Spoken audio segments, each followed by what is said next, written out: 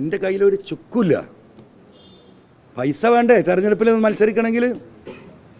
ഒരു പൈസ അല്ല. ഞാൻ ആകെ കടക്കാരനാവില്ല. അപ്പോൾ കൂടിയ ഷറിങ്ങൾ ഈ കേരളത്തിൽ ഏറ്റവും കൂടുതൽ സ്വത്ത് വെളിപ്പെടുത്തി ഞാനാണ് നമ്പർ 1 എന്ന് പറഞ്ഞിട്ട് ഇപ്പോഴും ഇങ്ങനെ ടി വിയിൽ വരുമ്പോൾ ഞാൻ ഇങ്ങനെ ചിരിക്കും. പടച്ചോനെ എന്തപ്പത്തിൻ്റെ കഥ, മനസ്സിലായോ? ഒരു പൈസ അല്ല.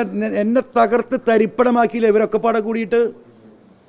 ഈ പറയുന്ന നിലമ്പൂരിലെ ചിലരും ഞാൻ ഈ സൂചിപ്പിക്കുന്ന ആളുകളും തന്നെയാണ് ഇത് തകർത്ത് ഒരു ലോകം മുഴുവൻ കേസ് കൊടുത്ത്. ഇപ്പം എത്ര കേസാറിയോ? റവന്യൂ കേസ് ഹൈക്കോടതിയിൽ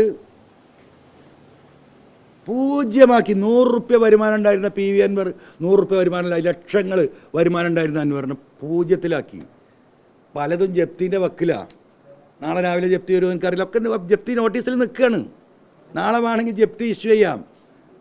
PV അൻവറിനെ തകർക്കാം. എങ്ങനെയാണ് തകർന്നത്? ഈ ജനങ്ങൾക്ക് വേണ്ടി പറഞ്ഞ് നടത്തിയ പോരാട്ടം അറിയോ നിങ്ങൾക്ക്?